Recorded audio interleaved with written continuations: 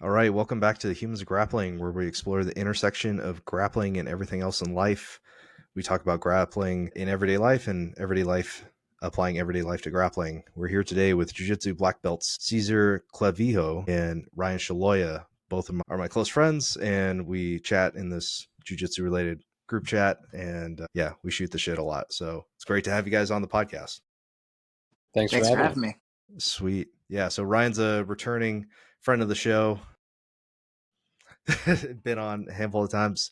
Cesar, you may have seen me post about his Sanctum and his different online content that he posts there around his jiu-jitsu, but not really jiu-jitsu kind of way of teaching things. So I guess let's start there. Cesar, maybe introduce yourself a little bit and talk about, what your teaching philosophy is. Sure. First, I'll say it was kind of interesting to be introduced as a black belt because Yeah. that's such a thing that doesn't come up for me very often that it's like, oh, yeah. It's the thing. Anyway, yeah, so my name is Cesar Clavijo, and I am a black belt under Professor Roydeen. I mostly teach online now through Stillness Academy. I had a school here in Beaufort, South Carolina for a little over a decade, and we're in a period of transition right now. My approach, I'm a holistic health practitioner first and foremost, and we have a kind of unique system for how we view physical reality. Mm-hmm. And it's through that lens that I see jiu-jitsu and really everything else. And so that's the lens through which I teach jiu-jitsu. And there's so much that's, I guess, a bit different about what we do that gradually over time I kind of peeled away from the label of jiu-jitsu. As much as I love it, Yep. Everything has its pros and cons. And so I do love jiu-jitsu, and I've been involved with it for over 2 decades or so at this point. Mm-hmm. But there's a lot that we do that's just so weird for people or so different from what they're used to that eventually it felt more honest to not really use that label. And so that takes me back to the beginning where it was weird to hear the black belt thing because I teach wearing a white belt. All of my students, except for one, have moved away from the Brazilian Jiu-Jitsu ranking system. And so we just train like the old days. Sweet. Right. Just like Helio intended. Something, always a white belt or whatever. Right. Cool. Yeah. Sweet. So yeah, I want to come back to that. I think you've mentioned before, like jiu-jitsu is an incomplete martial art and how it's like not a totally whatever. It's a fighting martial art, but we don't like heal each other. We don't like, we break each other and then we don't like put ourselves back together. Like that's not really part of the system. So let's hold that thought. And then I just want to introduce Ryan really quick. So Ryan, black belt under Gracie Baja. I guess remind the viewers, even though you've been on a handful of times, just who you are, how long you've been training, all that. Well, my name's Ryan, and I'm a black belt under my Professor Rodrigo Longo, and been training since I was like 11, so that is coming up on 19 years. Started in karate and did some kickboxing and qigong and fell in love with jiu-jitsu, and here I am, honored to be in the presence of Cesar and Mike. Yeah, right. That was great.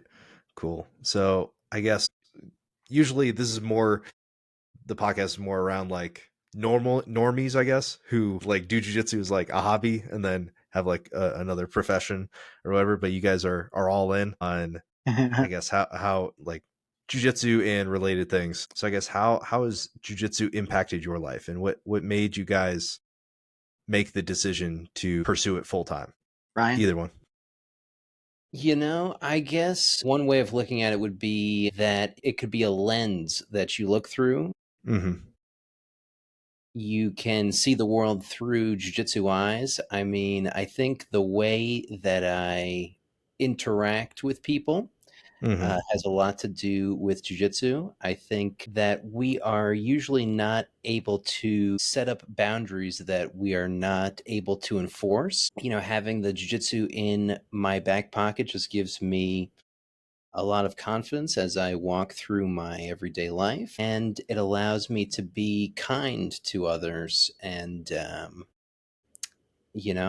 in my everyday life, that's sort of how it manifests for me and sort of how it influences my daily activities. But I'm also a lover of just the art form of it in many different ways, and that there's just so much beauty in it. And it seems like the more that you study it, the more there is to know. Mm-hmm. So, yeah, I'm all in, and I just never thought about stopping or quitting completely. Mm-hmm. I can't seem to get away from it. So Right. that's what I would say. Awesome. Sweet. Cesar, what's I don't know, full or abbreviated story. We're on a podcast, so we can be here all day. So Okay. So earlier I said, first and foremost, a holistic health practitioner, but as I was hearing Ryan talk, is like, well, I guess even before holistic health was on my radar, mm-hmm. just growing up, martial arts was something that I wished that I could be obsessed with. What I mean is, like, I wished that I could learn about it, but I couldn't really. Like, I was the little weirdo that, like, I'd be at home after school reading the phone book back when the phone book was this, thick in Miami. And I just look at pages and memorize the ads of all the different martial arts schools and all the different names of the martial arts that they taught, because I desperately wanted to learn martial arts, but we couldn't afford it, and I couldn't do it. Man. I ended up joining the Marine Corps Mm-hmm. in 2002. Oh, figure the fall before was 9/11. That was a big thing. They obviously, the Marine Corps. Understatement on the. I don't know. I mean, there might be some listeners who might even be like, "What's he talking about? What happened in the fall?" That's true, actually. But so the Marine Corps subsequently introduced the Marine Corps martial arts program. Mm-hmm. I was in senior year of high school, and when I started that recruiting process, I remember taking a seat at the recruiter's office, and to the left of me was this poster, and I was like, "Can I learn that?" Mm-hmm. And they're like, "Yeah. Oh, everybody that goes to the Marine Corps can do that." And I was like, "Okay." So I'm going to join this thing. I'm also a musician, so I was going to join through the music program. I was going to get to learn martial arts. I was going to do my 4 years, save up my money, get the fuck out of the Marine Corps, and move to the Shaolin Temple. That was the plan. I was doing 4 years in the Marine Corps so I could afford to move to China. Awesome. Within the first year of being in the Fleet Marine Force, I signed up for my first academy. I was studying Shaolin and Yang style Tai Chi, and I was maybe like somewhere between 1 and 3 months in, and I'm not totally sure how I came across Brazilian Jiu-Jitsu. I think it was looking in like the black belt magazines that they had at the front of the school. And then there's this ad for this like 3 DVD set from Cesar Gracie. And so I'd learned like, okay, there's this Brazilian Jiu-Jitsu, there's this Gracie Jiu-Jitsu, and these guys are like the fighters that really know their shit. And this guy has the same name as me. To this day, I still think it's like one of the best instructional sets ever. Interesting. Because it starts with Jiu-Jitsu for fighting. And like, that to me was, that was why I was like, oh, okay, this is real. And then I experienced rolling for the first time and pretty much instantly just walked away from Chinese martial arts.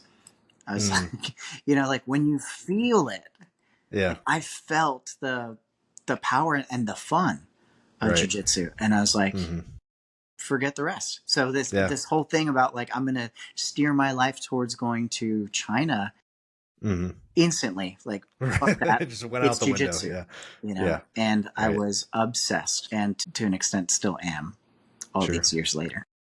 Awesome. That's dope. So that's a rubber meeting the road. Like, of course you guys like dunk on me for eco and all that kind of stuff, but like that like objective reality almost of like, you can't deny that when somebody is pinning you, you're stuck. Like if you're underneath someone, that is objectively a bad position. And if you don't know how to get out, or you've never been there before, like it's nearly impossible, maybe impossible against a highly trained practitioner. So that's cool. Yeah. So I guess, yeah, I don't know. I didn't really have I didn't think too much further on this, where I wanted to go with this podcast, but I guess you guys, where are the things you guys maybe agree on or disagree on with jiu-jitsu? Like, let's get this spicy. My relationship with Ryan began with No. So I love that our first podcast appearance is like where we agree and disagree. Right. But I like it, if you're open to it, Ryan, I like it when you tell the story. Okay, well, Stillness, or Cesar, I call him Stillness since his name is Stillness Academy and his Instagram handle is it's Stillness. Yes. Stillness Underscore Academy or something like that. Yeah. No, it's just Stillness Academy. It's just Stillness Academy. Okay. You know, like Stillness was sort of saying in the in his previous monologue, really fell in love with the, you know, practicality of jiu-jitsu and how it works so well, you know? Mm-hmm. And, you know, I have a very specific system about how I teach the trap and roll escape, the first lesson of jiu-jitsu to my students. And, you know, I had refined it over the years and, you know, done deep research about the trap and roll escape, as it is an awesome escape, which I also have an instructional on BJ Fanatics. BJ Fanatics, just sneak that Shameless plug in there. Yeah. there. Right. You Yeah. I'll put the links. I'll put your guys' links in the description. But, you know, I've been teaching students this way of, you know, using the trap and roll, and, you know, there's many variations of the trap and roll, and I've had great success with it tactically. And, you know, that was sort of the angle that I was coming at it from. And Stillness has, you know, many different biomechanical principles that he loves to, I don't even want to say add in, but that are within the techniques. And he was really going a base level into the biomechanical motion of the spine as a wave, which I was not thinking of the trap and roll in that terms, and that I was ignorant to originally. And when I was, you know, teaching my trap and roll escape, I was blinded by the success of people couldn't escape the mount before, and then when they learned, they could escape the mount. But Stillness has a phenomenal system where he can go very deep into the bridge and all of the mechanics of the bridge. And we all met at something called Biomech Boot Camp, and I got to learn a piece of Stillness's way in which he sees that, and I added it into my own system, and it's even with, you know, part of it is even within my instructional now. So even on the first technique that you learn in jiu-jitsu, you can still be learning about it and improving it nearly 20 years later. Right. Exactly. It's beautiful. I'm going to circle back around, but I want to clarify what I meant with this thing. Right. Yeah. Because Ryan and I first met in the group chat before we met at the Biomech Boot Camp. Sure. I think the boot camp was maybe like a year later or something. I don't remember what the initial conversation was, but I think somebody posted a video of someone in the biomech space training with a heavy ball on their stomach, which, you know, a lot of people do for what I'll call parasympathetic conditioning. And we use it that way too, but I also use it to teach technique. And I remember Ryan saying something in the chat that was like, if people pay you, or if you charge people money for you to have them like lay on their back with a ball on their stomach, you're a piece of shit trainer or something like that. And I was like, actually, I have a lot of people who pay me a lot of money to put a heavy ball on their stomach, and they love it. And so we went back and forth for a while. I think at the time, Ryan's position was that it is far better to learn the technique with an actual human body, and that a ball could never really replace that. And I agree, and back to like the dunking on eco. I love right. eco, maybe not eco culture, but sure. Eco culture. Yeah. But, sure. What I would call like a sort of natural learning style. So I totally agree, that if you only ever do the thing with a dead weight, then you're not really going to be able to do the thing against a living person. Yeah. The reason I train it with the ball is for several reasons. Maybe the most important is health. Everything that I do comes from this, again, health first perspective. So that's like, what is the healthiest way to do it? And what I've found over time is that the deeper I dig into that, the more effective it becomes in the jiu-jitsu context. And so then it's, it's a nice side effect right. Yeah. of this sort of training thing. But anyway, that was our initial conflict, was Ryan thinking like I didn't know what the fuck I was talking about. And then he didn't know me, so he's like, I'm a black belt, I've been training for a long time. I was like, cool. Same. Yeah. Because a lot of people in the biomech space, haven't really put in the same amount of time, and then vice versa. You can have maybe people that have been in jiu-jitsu for a long time and are just starting to get into the biomech space, and then they're still having to work their way through, like, let's say, sorting the wheat from the chaff. Sure. Yeah. And so then it's easy to get sucked into all kinds of gimmicks, and I totally understand how the heavy ball can seem gimmicky. But at this point, I think both of you, well, I know both of you have come to the camp, so maybe you could vouch for how good or shitty it is. Yeah, no, it's I think one of the most interesting, I think what we started with at the camp was or with the heavy ball, you started on the stomach and you had to try to roll it up to your chest, or maybe it was vice versa, I forget. And I was like, oh, I've never had to do this with anything before, but it makes sense to, like, you're trying to learn how to move different parts of your spine independently and creating an effect on an external thing like the ball to whatever you're trying to move it, and then by moving yourself, you're moving the ball, and then you also kind of start to understand the principles of, okay, if I do this, I think you were talking about up, but like up the two ups or whatever. I forget exactly, but yeah, maybe if you want to explain that a little bit more. Sure. I always have so many round things around me. I'm sitting on a fucking ball right now. Right.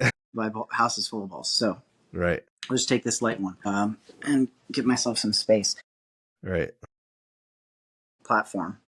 Can you see that okay? Yep. So the way I would maybe justify this training method, one of them, is that if this is the person on top, this is the person on bottom, so we're in mount. A lot of people think of the bridge as they want to move their hips up high. And in this case, we would call that absolute up, meaning up away from the center of the earth. So you're on your back and you want to go from the floor, lift your hips up high. The problem is that, if we really think about it, no matter how high I go in this direction, I'm not really having an effect on this thing. In order to move this person's mass off of my body, I have to have some other direction. And my position is that the primary direction, therefore, should not be this one that doesn't really help that much, but it's got to be something else. And the ball, what it does, let's say maybe ecologically, because you interact with the thing itself, right? It shows you, it reveals to you what the correct movement is. Because again, if like some people try to answer that problem then by like popping their hips and moving faster. And I look at that as like, okay, you're just, again, moving in a less effective direction, wasting more energy trying to do that. So that doesn't work for me. So we put the ball onto the body, and really what I believe is that the primary direction you're trying to move the person's mass is what we call relative up. So up relative to me, not to the earth. What the Gracies would call like north when they're teaching, right? So up towards the top of my head. If I put the ball in my stomach and I take my hands out of the equation and I start to move, there's this other principle we have in training called reactive neuromuscular training, which just means that you set up the exercise in such a way that it exaggerates your mistakes. Mm-hmm. And so, Sure. the ball sets up this constraint to exaggerate your mistakes. And if you do the movement incorrectly, the ball will go in some direction other than the way you want it to go. Mm-hmm. And so Makes sense. Right. I've just put in, probably hundreds of hours, like just doing this same pattern over and over again, trying to figure out how it really works. But that's the idea behind the ball. We don't do it with this. Nice. We do it with heavy sand balls because a very light ball moves way too fast for people to figure out their flaws at first. Sure. Makes sense. And then there's a bunch of other benefits to get into later. Right. Yeah. Yeah, for sure. Definitely. So I think might be worth closing or mentioning about this point too is, I think efficiency and effectiveness are, two cornerstone principles that are a part of jiu-jitsu, and that you could look at a technique like, okay, someone's, got on top of you, mounted you, and is punching you in the face. And if you don't do anything about it, you could die. So you better learn how to do an escape that's effective and efficient. And you could look at it from that angle. But you could also look at it more from a longevity perspective. And in the way Cesar teaches this, you are actually making your spine more healthy through doing this motion and through this practice. So if you could only perform that technique for 10 years, the way that I showed it in, previously, then is that as, effective and efficient than if you learn how to actually heal yourself with the bridge and that you're able to do that technique for 70 years. And that you could look at it from both of those perspectives in that effectiveness and that efficiency, and to have that technique until you're 80 years old, right, is an important value to you that might even supersede my original sort of paradigm or thinking about it. So having that mindset on it, I think could be helpful with all your techniques as well. Yeah. You're working on your old man jiu-jitsu now. Yeah. You're starting it early. That's to me, such an important thing that really hit me, thankfully, in my 20s, because I guess one of my very early teachers, my first teacher of biomechanics and that kind of thing, was all about health first. And that was right around the time that I just first started learning jiu-jitsu and then was trying to figure out how to piece these things together. But what I started to see, by the time I was mid-blue, was a number of athletes that I thought were so cool and really skilled, world champions, getting hurt, wearing more tape on fingers and different joints, having puffy ears. I remember reading about one in particular who hadn't even turned 30. I want to say he was maybe 27, and said he could no longer make a closed fist. Wow. And no. Yeah. And then, then I'll say he switched more to no-gi. And from what I've seen in more recent videos in recent years, he can make a fist again. Good for him. Right. Yeah. But that was my thing, is like, okay, who isn't all banged up from doing this, and what are they doing differently? And what are even those people potentially missing? At the beginning of this, you mentioned the idea of a complete martial art. And there seems to have been a time in the martial arts where healing and harming weren't so separate. These days, when people are doing a combat sport, and I generally refer to jiu-jitsu as a combat sport, I don't think it's a martial art anymore. But so when you're doing combat sport, you're mostly looking at, how do I get good at this thing to be successful in a given arena? Generally, whatever the sport rules that you're competing in is. And so because people are really focused on that, when they feel the ill effects of what they're doing, then it's like, oh, what should I do to help recover from this? So do I need to get in the sauna? Do I need to do the cold plunging? Do I need to go carnivore? Do I need to do CrossFit? Do I need to start doing yoga for BJJ, or all these different things? It used to be that the martial art that you used to hurt people also healed you, and you just practiced the art. It was built into the thing. And on top of Mm-hmm. that, you would learn specific recovery and healing techniques as part of the system. And this isn't Mm-hmm. even that old. You know, I would say like our big brother of judo, even a lot of judoka have forgot this, but judo therapy is a thing. It's like its Mm-hmm. own field of study on like how to heal people with and for judo. Mm-hmm. But judo itself changed from martial art to combat sport, and so most judoka don't really do the old kata. They don't do judo therapy anymore. Mm-hmm. They might not have even heard of it, and so if they don't do it, you know, jiu-jitsu certainly doesn't either. And so I do believe strongly in this like idea of getting your old man jiu-jitsu down now instead Mm-hmm. of later. Not just to heal yourself, but also because every father time comes for everybody. So we're all going to slow down, we're all going to whatever. And what often happens is people that have really attribute dependent games have to rewire their whole shit as they get older and they lose their attributes. And I'm like, Mm-hmm. well, if I'm going to have to relearn the game later, why don't I just learn what's going to work then, now, and then I'll have a Right. 20-year head start in developing skill with that game. Exactly. For sure.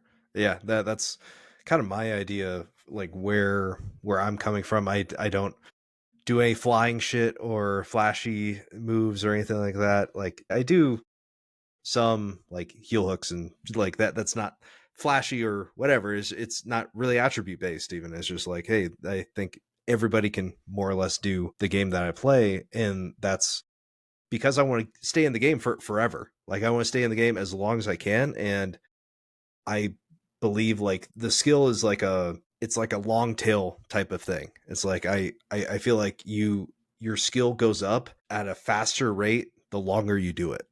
Like yes, we all have like the same amount of time, like the same, like you can only put in so many hours on the mat or whatever.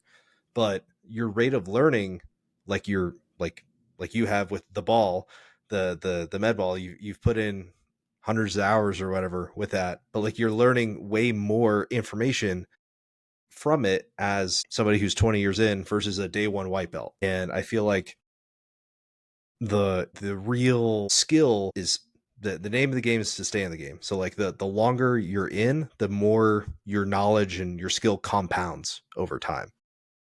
Yeah, I agree. I mean, like Ryan, you haven't really been able to train too much like recent years, but you're still in it. Like you're still teaching, and your knowledge has grown exponentially, probably just from watching. Man, I'm getting beaten up here in this podcast. just, Sorry, just kidding. I No, think but it was a compliment. it was yeah. I agree with you, Mike, in the sense that something I tell my students is the better you get at jiu-jitsu, the better you get at jiu-jitsu. And There you yeah, go. just like you're saying, Yeah. that exponential learning curve, the things that you learn, you know, can have profound effects on other elements and other pieces of your game. Mm-hmm. But, you know, even the things that I sort of learn outside, and I think, you know, Stillness is probably the best guy to talk about this, is whether I'm learning something about philosophy or hypnosis or breathing techniques and pranayama and things of that nature. Mm-hmm. I'm like, oh, man, all of this stuff could be so useful if it's put into helping people with their jiu-jitsu. And I Mm-hmm. don't think people realize, if you train so much like in the modern day, if you're a normie, how much jujitsu is stolen shit from other places where, you know, a lot of people think that Helio Gracie sort of invented everything. He invented leverage. You know, that could be pretty far from the truth. I believe Helio's best sort of additions to jujitsu were to restructure the philosophy of pins, where pins were used together and as a team over a longer period of time to fatigue opponents rather than short-term pinning like you see in judo and wrestling. You only need to pin someone for a couple seconds to win Mm-hmm. a match. And in jiu-jitsu, the tiredness of the person kept increasing the longer that you pin them, and that he made a lot of great additions to fighting off your back and close guard and things of that nature. But if you actually look at the history of these moves, they come from all over the place. And jiu-jitsu has stolen so much from so many different disciplines, from so many different arts, and sort of has those principles of effectiveness and efficiency where, hey, if it works, we're going to steal that and sort of make that our own.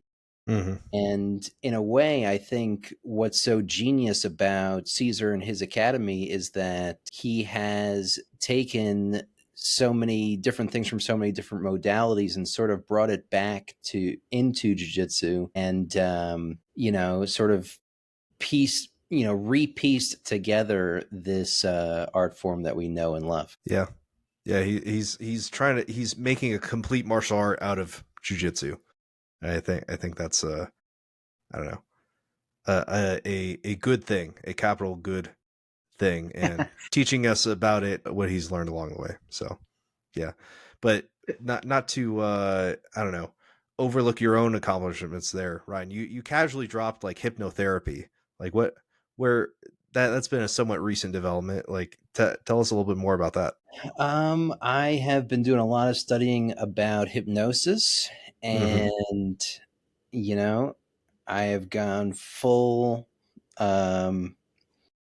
curiosity mode and reading and doing different programs and certifications about that. Yeah. And Mike Tyson, maybe the most feared fighter of all time, he obviously was trained by Cus D'Amato, his trainer, and Cus would take him to a hypnotist and would hypnotize Mike into being more ferocious and punching with bad intentions and things of that nature. And Cus was seeing such great results from the hypnosis that he decided to learn hypnosis from the hypnotist and started incorporating it into his teachings, into his boxing academy, and started using it with his students. And the proof was in the pudding, where Mike Tyson became Mike Tyson. And there's so many applications for it, and such a endlessly sort of fascinating topic, and a bit of a fickle mistress too. It's hard to grasp a hold of it completely. But I think that there's so many ways that you could use it, and it's been an interesting thing learning about it. Yeah. Have you used it with any of your students, or I guess what results have you seen from it? A couple of students, yes.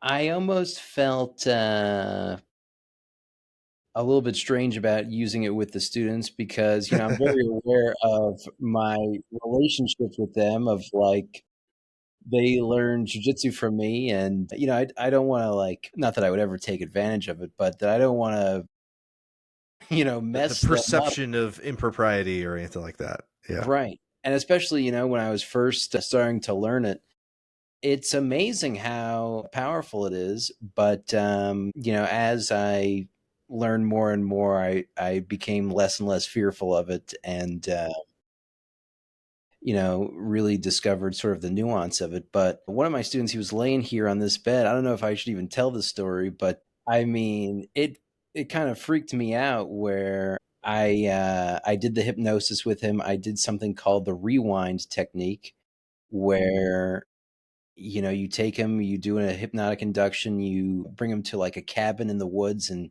you have him like take a look at all of his goals, all the things that his life would look like if he accomplished all of his goals and what he wanted to do. And then you have him take a look at, like, on a TV screen, of what his life is like now and what he's not doing to achieve those goals, and that whole kind of thing. And it may not sound like much, but when you add all the right words in at the right times, and you really get the person deeper and deeper into the experience, and you control their, you have the person breathing at a certain rate. He was breathing at about like 4 breaths per minute, and the hypnosis took about 20-30 minutes. Right as I finished with the hypnosis, he like took a super deep inhale, and then he went to sleep immediately. Like, he completely turned off, and he went to sleep. And when he was asleep, all of his fingers were like doing this kind of thing, and his eyes were completely red and bloodshot. And he slept for about 90 minutes next to me here, and he would open his eyes really wide, and he like wouldn't be there. It would just be like his eyes were open, but he wasn't staring at anything. Like you could see he Yeah. was like so internally in his mind, and he would look directly at me, and his eyes were like horrifically bloodshot, like super, super bloodshot. Mm-hmm. And I was like, what is going on? Did I Yeah. do some sort of demonic spell? This is insane. Mm-hmm. And when he woke up, the whole thing took about 2 hours, 20 to 30 minutes for the hypnosis, and then he slept like 90 minutes. He woke up, he didn't know where he was, he didn't know what he had just done. He was totally lost, totally confused. And he was like, I'm starving. And he goes into my cabinet. I had like this whole jar of like really high quality, like raw honey. And Uh-huh. he just starts like a bear, like taking scoops of the honey with his hand. And he ate like he left like just a tiny bit of honey left in the thing. And I was just like, what the hell is happening here, you Yeah. know? Right. And, you could do some absolutely crazy stuff with this hypnosis where, you can make people forget their own name as more of like a stage hypnosis or like a demonstration of it actually working. You could make things invisible, like our nose is right in front of our faces our No, I'm entire aware of it lives. now. And yeah, now that I say it, Yeah. now you're aware that it's there, but we're blocking it out. We're Yeah. taking it out of our vision. Sure. And that you could do that with, other things and how you see things. And man, it's just a topic of endless fascination and something I've enjoyed getting into. I've used it myself for certain pain management things and had some experiences on my own of mind-boggling proportion that I'd be happy to get into if you're curious. But yeah, that's sort of what's been going on with me in the whole hypnosis. So is the kid a world champion now, or like what's the story? What are the results? Not yet, that wasn't one of his goals that he Okay. wanted to do, but he seems to be on his way to accomplishing those goals, and it's wild. If you took like I have a picture of him before the session and a picture of him after the session, and he looks like a totally different guy after the session. It was pretty wild. And as far as I know, he's heading towards those goals, and Yeah. it seemed to work out well. So That's cool. and it was only a positive, going in a positive direction of things that, everyone would want about having more love and more friendships in his life and, more positive romantic relationships. And Right. I don't mean to dispel all the guy's goals here, but he also wanted to get his black belt in jiu-jitsu one day and things like that. But those things take time. Sure. Yeah. But he seems to be on his way. Awesome. Yeah, that's great. I mean, talking about self-experimentation, Cesar is very he's talked about different crazy things that he's done to himself, and I don't know. I'm not sure if the stillness Caesar's list. Yeah, right. I don't know if stillness eye tech is ready for the world, or I don't know, or whatever. What things have you discovered through your own experimentation? Yeah, the eye thing, I feel too much a sense of responsibility for other people's safety. Yeah. Think of, yeah, like I don't know if you've ever seen. There's an old episode of the Joe Rogan podcast where he talks to Paul Stamets, a famous mycologist. That's a great episode. And there's Paul gets into talking about all kinds of mushrooms, but then there's this mention of portobello mushrooms, like the regular portobello. And Joe's like, "What do you mean?" And he's like, "For my own safety, like I have the right to remain silent." And like he would not talk about portobello mushroom. So for now, that's me with the eyes. I see. But I've worn contacts probably since I was like 13. And so far, I've been successful a handful of times at being able to get my sight back to a point where I could see clearly as long as I didn't put my contacts back in. And essentially, when those things happened, circumstances forced me. We were going out. I didn't want to risk it. And I'd put my contacts back in and I would lose it. But no, as far as things that I've discovered, I think I, at this point, suffer from a bit of divine madness in trying to self-experiment and understand what is. Yeah, what is that? That is a gigantic question.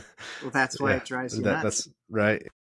But I'll back up a little bit because to some of what Ryan's talking about, I too have had an interest in hypnosis, applied psychology, generally as a field. A large part of that is NLP, or neuro linguistic programming, which I have used with myself and with students in the past. And so these tools that Ryan is describing can, for those that are open to it. And when it comes to NLP, sometimes you can nudge people in a healthy direction, without necessarily having to like talk to them about doing a whole session. But, like it can just impact the way that you lead people as a teacher, or just as a person, the way you interact with people when you better understand how being works. And so I remember having a student, she was a teenage girl, had, according to her, like when I suggested that we test her for her first belt, and that's something that is unusual in the world of jiu-jitsu, but not unusual for my lineage, is standardized testing. And so I suggested that we test her for her first belt. And she's like, I can't test. I can't do that. I can't take those kinds of tests. I was like, what do you mean you can't?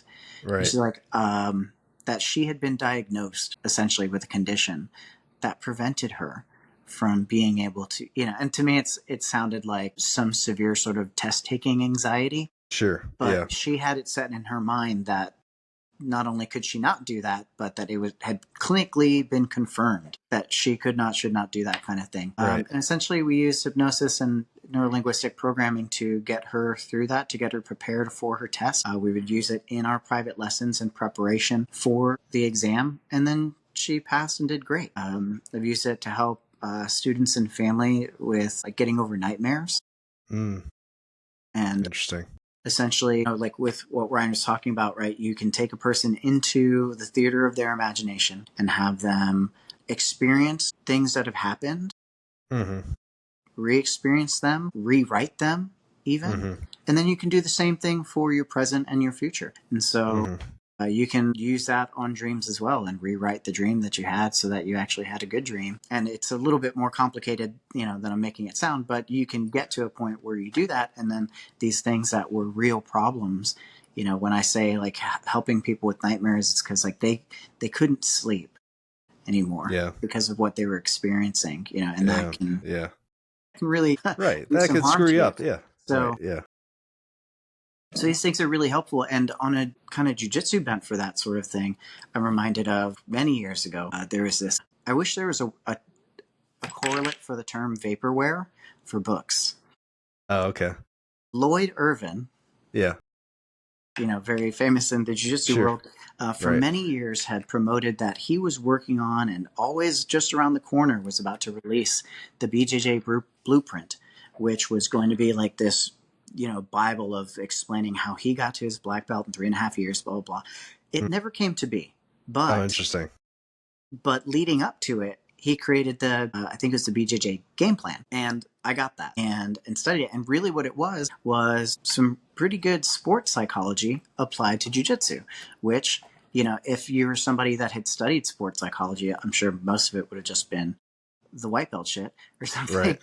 But, to me, even now, looking back on it all these years later, it was kind of a groundbreaking thing because you don't really see too many people taking that sort of thing seriously. And what Lloyd Irvin was doing, I think, was helping people hypnotize themselves into success. And if he's teaching that in his book to people, it's no wonder that so many of the athletes that were with him during that time were as amazingly successful as they were. Yeah. Like, I don't know. You can name that. It's crazy how many people were in that camp around that time. Yeah. And where they are now. Keenan Cornelius, even Greg Souders, like the King, Mr. King Eco himself is what came from. I didn't know Lloyd he was a Irvin. Lloyd guy. Yeah. But yeah, Keenan, Ryan Hall, Todd Margolis. Yeah. Ryan Hall was crazy because, again, back in these days, like Lloyd Irvin was just such a great marketer. Mm-hmm. So I was on that dude's email list getting tons of emails all the time. But I Right. remember when he picked up Ryan Hall and, was just turning this kid into a machine to where he had like 200 triangle submissions as a blue belt. And then Lloyd's whole thing was like, watch me turn this kid into a champion.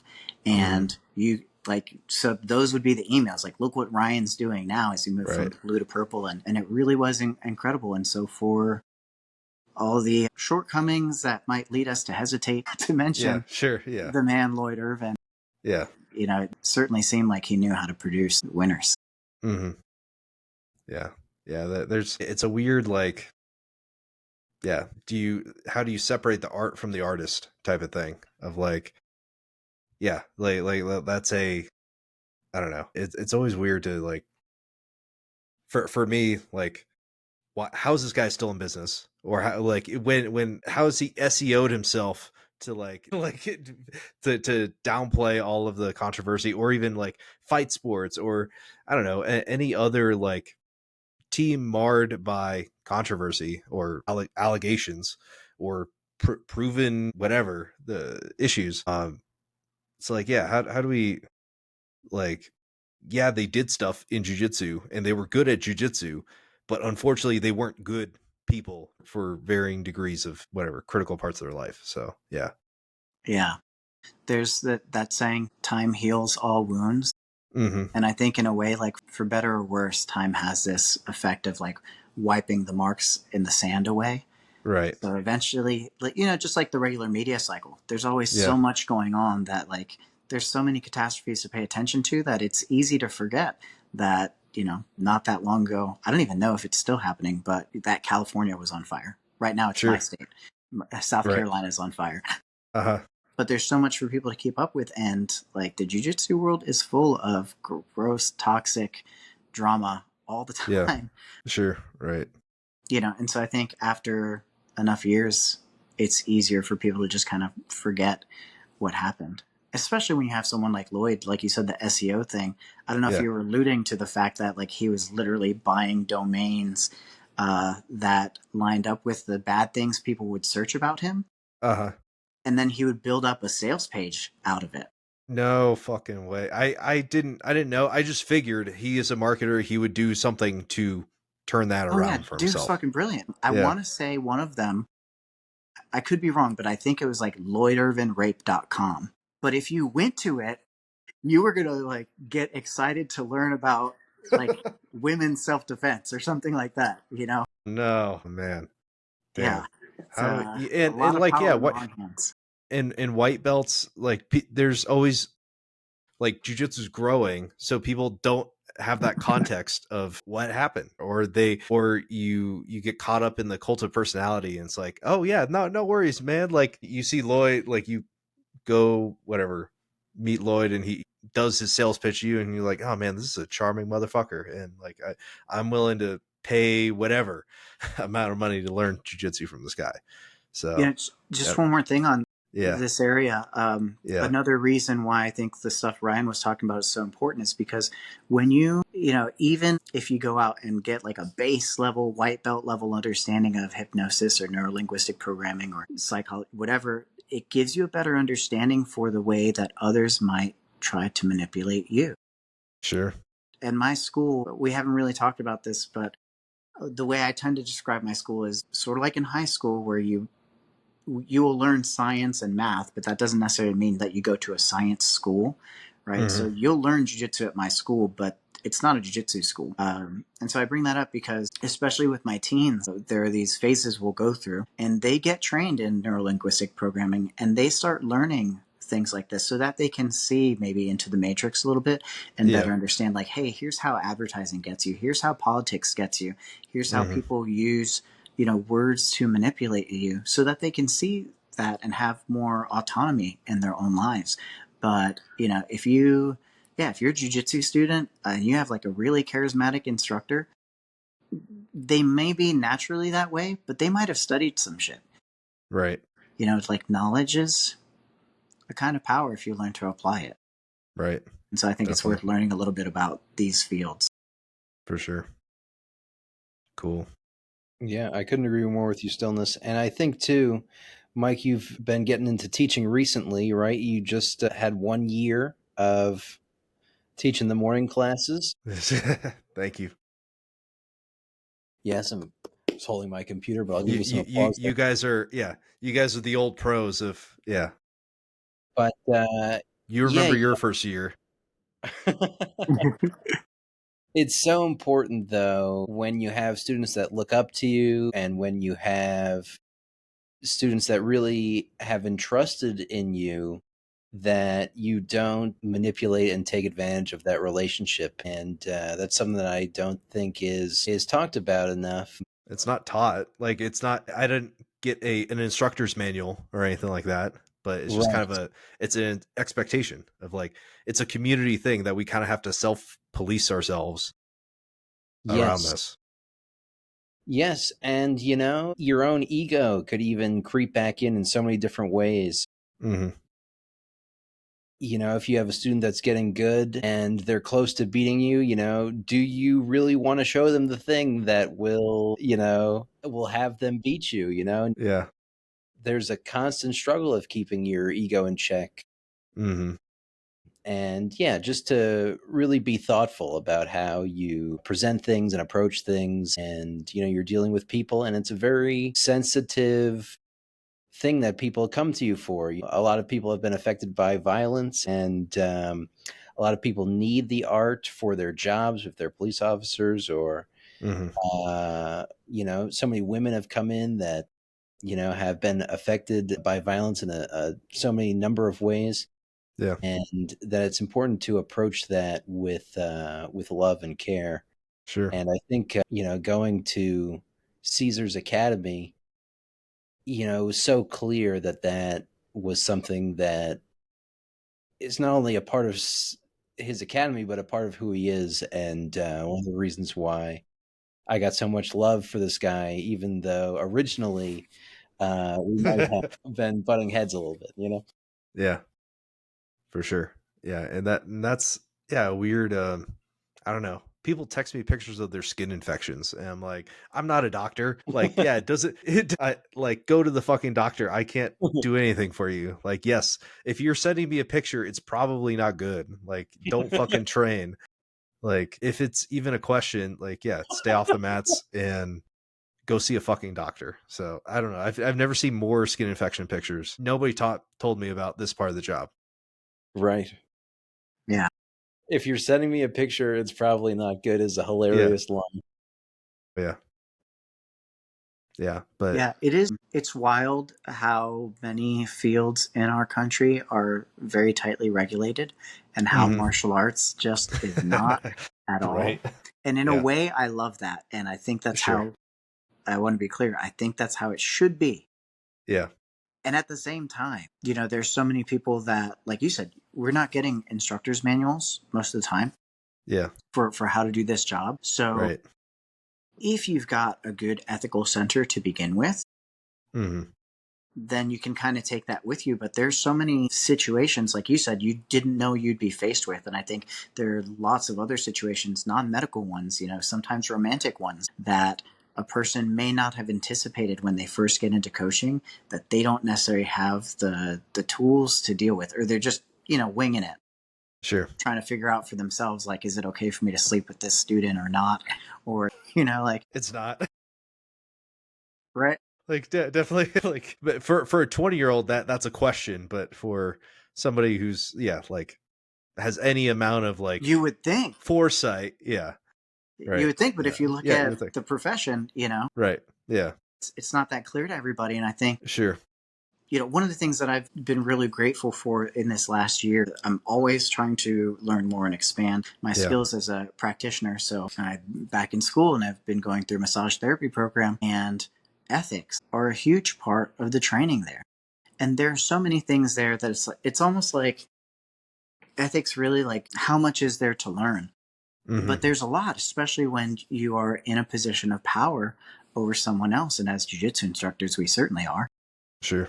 because not only are they trusting us to teach them something, but literally we have physical power, like we can hurt them if we want to. And some instructors are famous for it. Right. As we just saw in the video we talked about the other day. Right. But I think that there are a lot of things that I've learned in this past year that make sense to me. Like you're saying, this don't sleep with your students, that kind of thing. But a lot of people maybe won't listen to that, or because everybody hears it in jiu-jitsu. You hear about that all the time. And yet instructors still do it. And I think it's because like they may not necessarily understand why it's a problem. And sometimes when people just hear like you shouldn't do that, but they still have these feelings and they think maybe they really care for this person, or they're, like they find ways to justify it because they don't understand why it's as big of a problem as it really is. And I think that's one of the drawbacks of not having real professional training in this field on how to be a teacher. Because generally it's like, if you can roll good, you can teach. And that's the qualification. Right. And you beat people up. Yeah. Yeah. Something complete martial art. Like it's incomplete. Like we're clearly incomplete. And we don't have a full spectrum of whatever subject matter to learn. Like we don't get taught ethics of like, okay, what if you get in a street fight? I have a certain like ethical expectation, at least for myself, of like, I want to do as little damage as possible to the other person. Like, but we see like street fight videos of people who are trained in jiu-jitsu fighting just drunk random people and fucking destroying somebody's arm, or whatever, breaking their leg, or putting them out and like leave them slumped and their head bounces off the concrete or whatever. Like I feel like if you know jiu-jitsu, you have a superpower. Like you guys would agree with that, I'm sure. And you have a responsibility to use it like well, to like demonstrate mastery. Total dominance over somebody is just you mount them, you pin their arms above their head and they can't do anything. And they're no longer a threat to you or a threat to anybody else. Like that should be like every fight video should end up like that.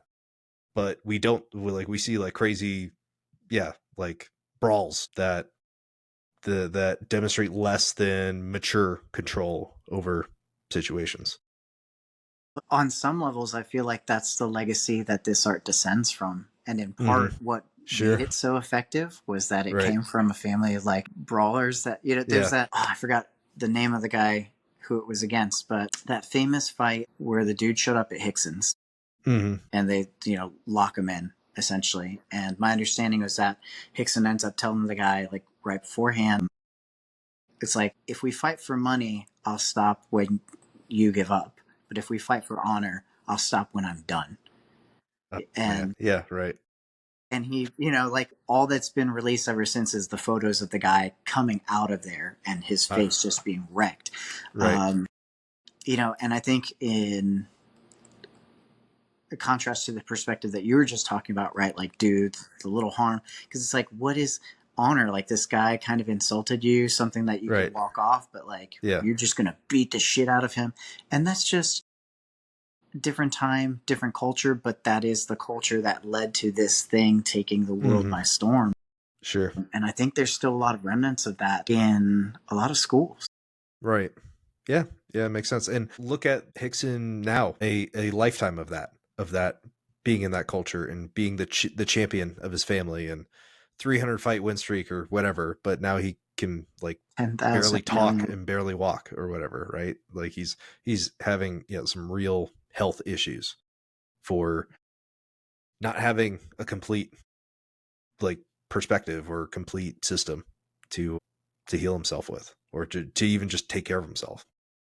Yeah, it's interesting because I feel like he was close to was really trying, because he was into the breath work, was into yoga, gymnastica natural, did have a very holistic perspective. And this is why, although we all shit on it sometimes, I do have a love for biomechanics also.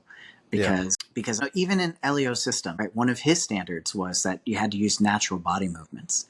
But I think if you don't really understand how the body moves, how to train in a sound way long term, you can end up being incredibly fit and athletic and still chew your joints up, so that decades later, like, you're in so much pain. Mm. You know, and I've definitely had my share of serious injuries as a grappler, but I am very thankful that, especially these last several years, as I feel like I've really dialed in my system a bit more, that the older I get, the better I'm moving and feeling. Yeah. And I hope to see that continue in my jiu-jitsu. Right. Yeah. Cesar, other elements besides, the traditional jiu-jitsu, like, you're studying massage right now. What other elements do you think would make up like a holistic jiu-jitsu practitioner? Do they have like a little bit of massage skills? What, biomechanics knowledge should they know? What breathwork stuff should they know? Like what would make in your mind a really like complete student? So I want to, I guess, separate two things a little bit, because that very last part, a really complete student, for me and my students in my school, because it's not a jiu-jitsu school, there's a lot that a person needs to know to complete their education that is wholly outside of the world of jiu-jitsu. Right. So to have like a complete and holistic jiu-jitsu practitioner and a complete student, for us, those are separate things. But I'll stick with the jiu-jitsu thing for now. What I think would really make a well-rounded holistic jiu-jitsu practitioner, maybe 3 areas: make, manage, and take. So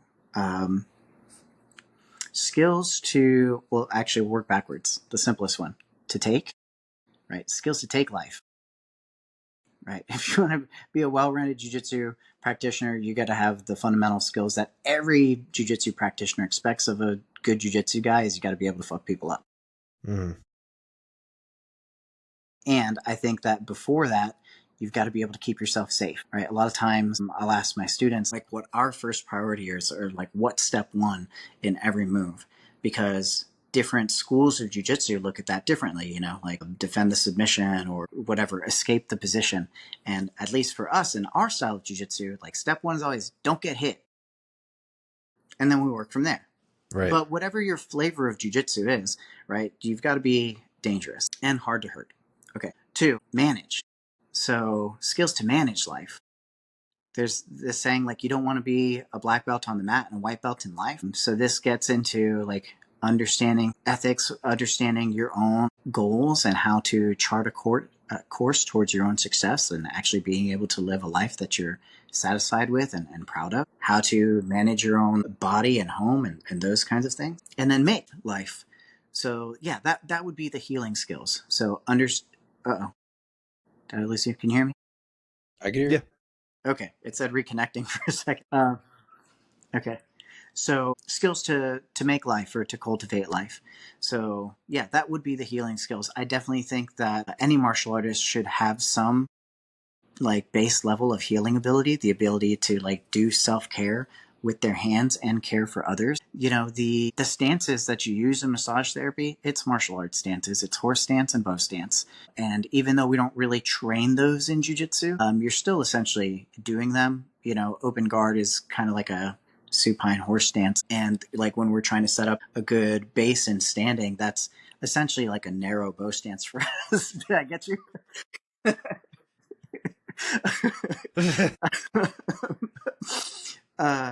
But sorry, that was funny. I lost my train of thought. Oh, so the healing stuff, those practices are in there. But the better you get at jiu-jitsu, the better you are at being able to detect tension in the other person's body, to understand what they are going to do. Oftentimes 2 or 3 steps ahead of them, right? Well, like if you can speak the language of skin at that level, there's no reason that you can't translate that to making the other person feel good. It just needs a little bit of training, but not much, especially because you've already got so much of what body workers spend a lifetime trying to develop, which is the kinesthetic sensitivity to what is happening in your own body first, and then that of the other person through the bridge of touch. Along those same lines, understanding how to train, right? So not just like getting bigger, faster, stronger, but how to do those things in a way that keeps you moving well long term. That to me is like the most critical thing, because it's the thing that comes to bite everybody in the ass later.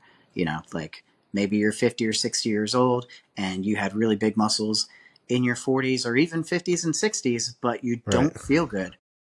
It doesn't really matter. You know, Right. if you look good and you're fucking shredded, but like you can't play with your grandkids, or it hurts for you to do the thing that you love, like jujitsu, what's the point? You know, and then Right. if the way that you do jujitsu itself is harming you, that's the opposite of self-defense. So yeah, I think some amount of training and healing skill, learn to be a black belt in your life and not just on the mat. And then the obvious, like, be good on the mat, I think would make most people more well-rounded. And generally in jiu-jitsu, we focus on just be good on the mat. It's an awesome answer. I think we might have found a name for this podcast of speaking the language of skin. That'll be very clickbaity title.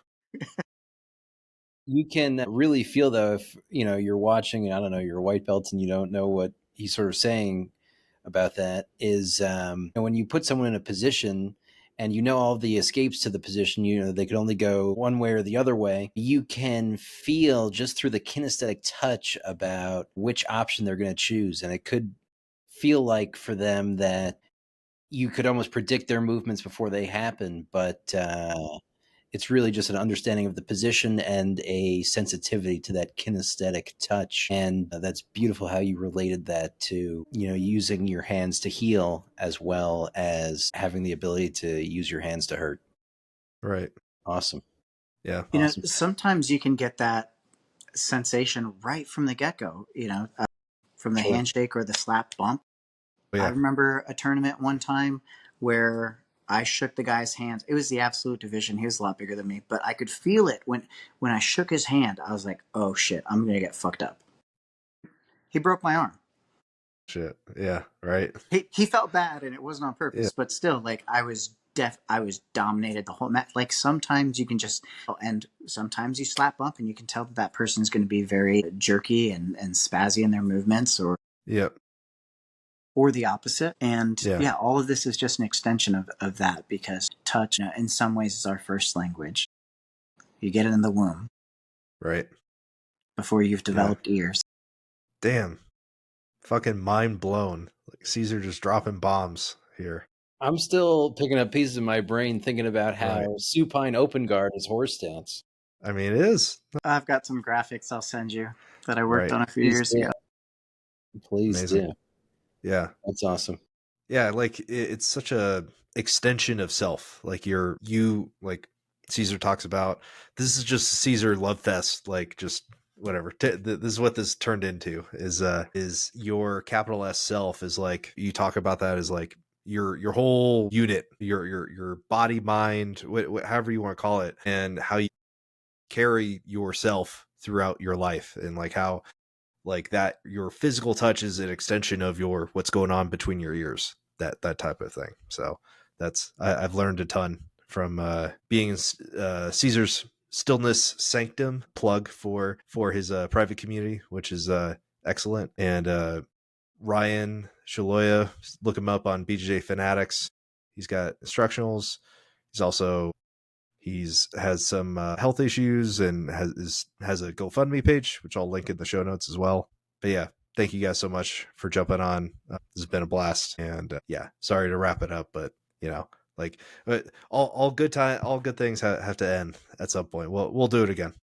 Yeah, thank you, Mike. Appreciate the opportunity. Appreciate you guys. All right, thank you. Yeah. See you.